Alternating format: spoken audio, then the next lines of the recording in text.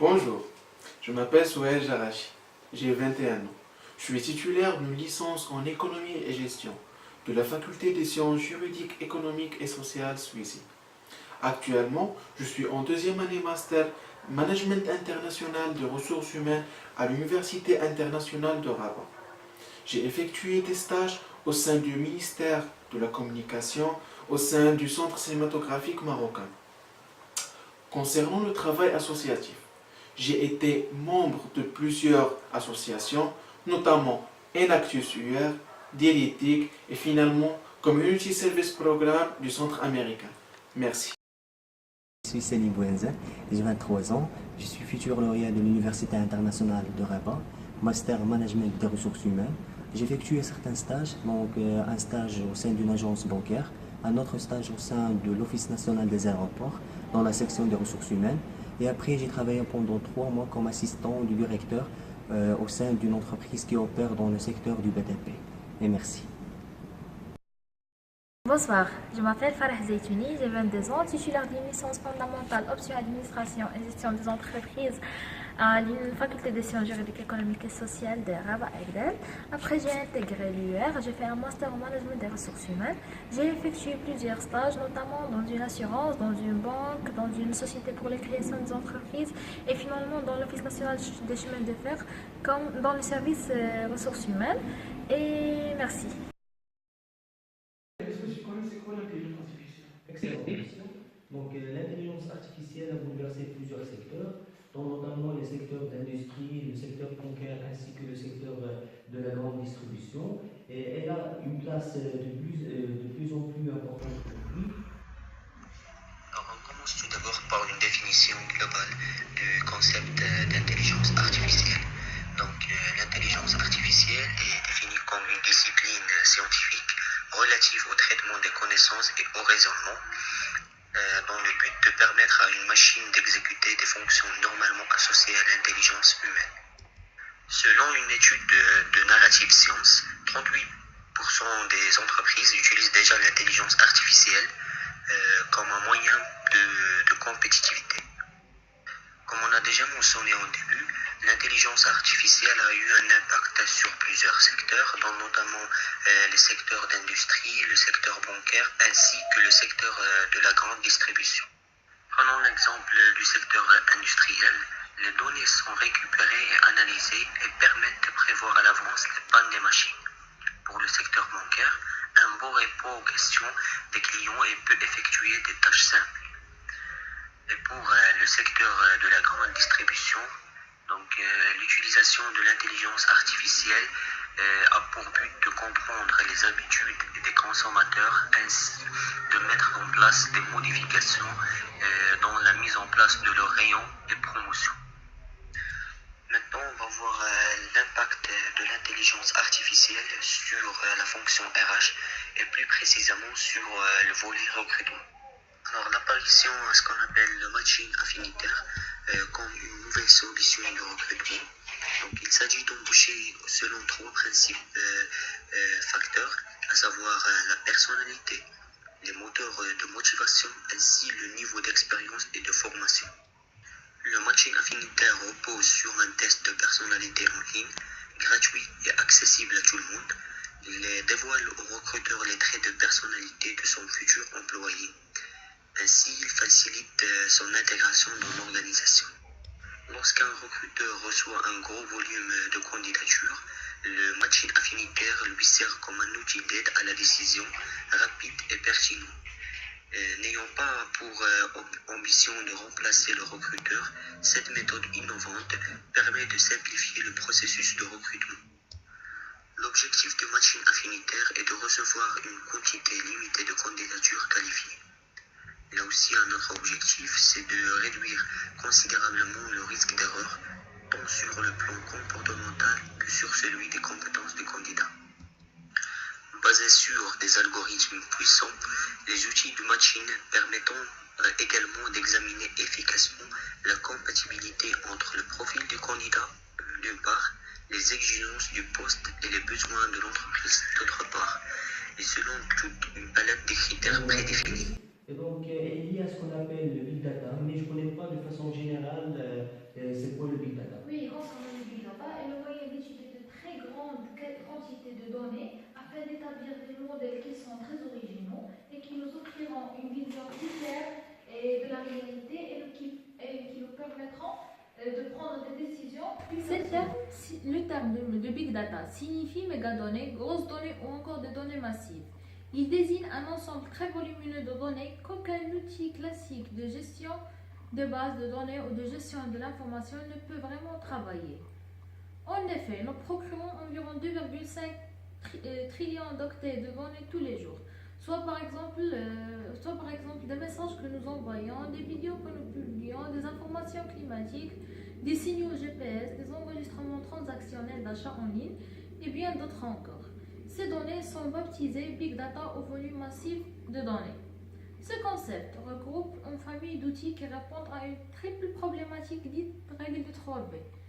Il s'agit notamment d'un volume de données considérable à traiter, une grande variété d'informations, c'est-à-dire venant de diverses sources, non structurées, non organisées et un certain niveau de vélocité à atteindre, autrement dit, de fréquence de création, de collecte, de partage de données. Les 3B. Le premier V, c'est pour le volume. Ce sont les quantités de données générées en pleine expansion. Et ensuite, une loi quasi exponentielle. Le e-commerce et les réseaux sociaux sont les grands contributeurs de cette profusion de données, voire notamment le stockage distribué et traitement parallèle avec les frameworks Hadoop. Le deuxième V, c'est le V vélocité, c'est-à-dire la rapidité. La base de données spécialisées sont en mesure de gérer la multiplicité des formats de données, soit numériques, soit par texte, soit par image. Ainsi va voir les données de base de SQL. Quel est l'intérêt pour les entreprises et l'administration? Les enjeux liés au Big Data sont considérables, tant sur le plan économique pour garantir l'espace numérique protecteur de la vie privée et les libertés fondamentales. Le Big Data induit ainsi une transformation majeure dans l'usage du numérique par les entreprises de tous les secteurs économiques. Son intérêt est de simplifier et adapter les services, c'est-à-dire l'analyse des Big Data permet tout d'abord de mieux écouter les usagers, de mieux comprendre leur mode d'utilisation des services et d'affiner l'offre. Les analyses permettent aussi d'identifier la formation pertinente, d'anticiper la reconversion, adapter la recherche aux besoins du marché. L'analyse de la masse de données permet également de mieux comprendre les sentiments ou les besoins des citoyens. Elle permet encore d'envoyer à un usager des informations sur des services publics ou privés suivant l'évolution du temps, quasi réel, et de sa situation. On peut imaginer une information fournie par employeur déclenche l'octroi d'une prestation sociale et on facilite le deuxième intérêt, améliorer les performances gestionnaires. Les analyses de données peuvent accroître la transparence administrative, faciliter l'évolution des services et assister à la prise de décision ou permettant d'économiser les ressources. Une entreprise peut par exemple suivre ses ventes en temps réel pour mieux gérer ses stocks et les réapprovisionner. De même, une administration publique peut suivre une activité de leurs agents, leur versement par exemple de prestations, l'accroissement des demandes, etc. Les possibilités sont multiples, on s'applique à une infinité du secteur. Le data mining de masse de données est par exemple très performant de détecter ces fraudes. En analysant par exemple la quantité de données sur des populations fraudeurs et on couvrira certains profits types qui n'étaient pas visibles. Il est alors donc possible de mieux cibler. Pour le troisième intérêt, c'est prédire et prévenir. L'analyse de masse de données permet plus spécifiquement d'anticiper avec certains degrés de certitude des comportements ou des besoins. Dans le domaine par exemple de santé, il est possible de mieux prévenir certaines maladies ou d'améliorer le traitement des patients. Suite à des tableaux de bord, mais je ne connais pas vraiment c'est quoi un tableau de bord. D'accord. Un tableau de bord est un outil d'évaluation de l'entreprise et qui comporte plusieurs indicateurs que je vais vous les expliquer maintenant. on commence par une définition du tableau de bord de gestion. Donc, le tableau de bord de gestion est un outil d'évaluation de l'organisation d'une entreprise, constitué de plusieurs indicateurs de sa performance à des moments donnés ou sur des périodes données. Alors, pourquoi utiliser un tableau de bord? C'est un outil d'aide à la décision très important qui remplit les rôles suivants. C'est un système d'alerte et également d'action, moyen d'apprentissage et finalement, il nous permet d'avoir des informations pour établir les prévisions. Alors, comment mettre en place un tableau de bord? Il faut fixer. Premièrement, fixer les objectifs que l'entreprise doit atteindre. Lister les points clés à suivre pour que l'entreprise parvienne à réaliser ses objectifs. Et finalement, déterminer quels sont les indicateurs qui permettent de mesurer ces points clés. Par définition, un indicateur est un outil ayant pour fonction de mesurer de la façon la plus appropriée qu'il soit la performance d'une entreprise selon les objectifs qu'elle a choisis afin de faciliter la prise de décision. Alors, quels sont les principaux indicateurs sociaux en RH? On a plusieurs indicateurs, mais on peut citer 5 indicateurs, qui sont les indicateurs économiques et financiers, les indicateurs de recrutement, de la formation, de la rémunération et les indicateurs de climat social de l'entreprise. Commençons par les indicateurs économiques et financiers. Avant de commencer, on peut définir c'est quoi un ratio. Un ratio est un rapport entre deux valeurs économiques qui permet des comparaisons dans le temps et ou l'espace. L'utilité, c'est illustrer des informations, mesurer des objectifs, préparer des décisions, comparer et analyser des situations. Les ratios de dépenses RH peuvent être calculés par les relations suivantes. Les frais de personnel sur l'effectif, la masse salariale sur le chiffre d'affaires sur l'effectif. Les indicateurs de productivité. On mesure de la contribution économique du personnel. C'est mesurable par les relations suivantes. Chiffre d'affaires sur effectif, la valeur ajoutée sur effectif, ou bien la production sur effectif. Maintenant, on va passer aux indicateurs de recrutement. On peut savoir la sélectivité et elle est calculée en le nombre de candidats retenus sur le nombre de candidats examinés. On peut savoir aussi la qualité de recrutement en calculant le nombre de candidats restants au bout d'un an sur le nombre de recrutements sur la période. On peut savoir aussi le coût moyen de recrutement en calculant le coût total des recrutements sur une période sur le nombre de recrutements sur la période. On a d'autres indicateurs de recrutement, par exemple le nombre de jours vacants des postes clés, les taux de démission des recrues, les taux d'acceptation des offres et les taux de réembauche, etc. Maintenant, on va voir les indicateurs de la formation. On peut savoir l'effort de formation en calculant le montant consacré à la formation sur la masse salariale, ou bien le volume, en savoir le nombre d'employés formés, le nombre de cours offerts, le nombre d'heures de formation données, les nombres moyens d'heures par formation.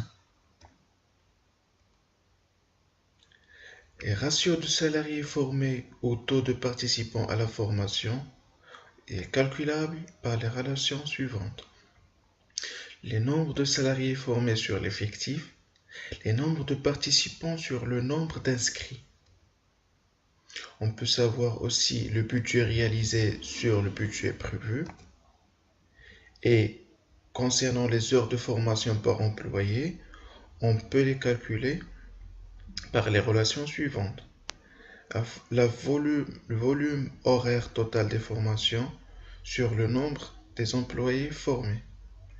Cet indicateur mesure le nombre moyen d'heures de formation par employé. Concernant la qualité, on peut le traduire par les relations suivantes. Les taux de satisfaction des formations, les nombres d'abandons en cours de formation, le taux de réussite des formations, le nombre d'employés qui ont réussi, ou bien le taux ou bien le pourcentage d'employés qui ont réussi.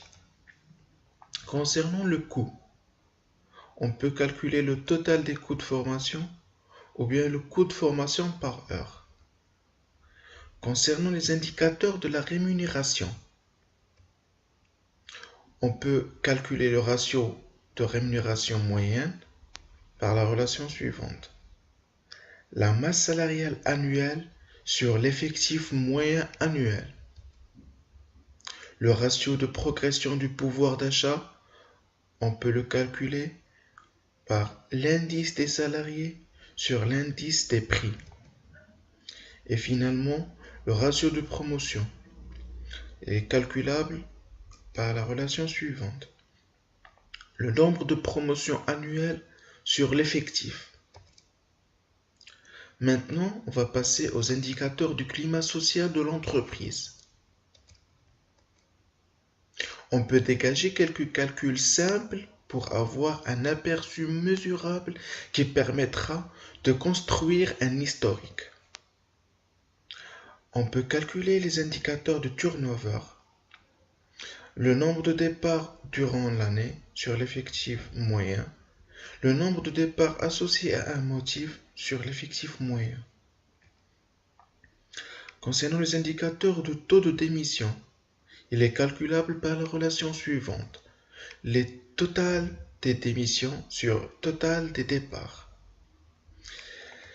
Les indicateurs d'absentéisme, il est calculable aussi par les relations suivantes.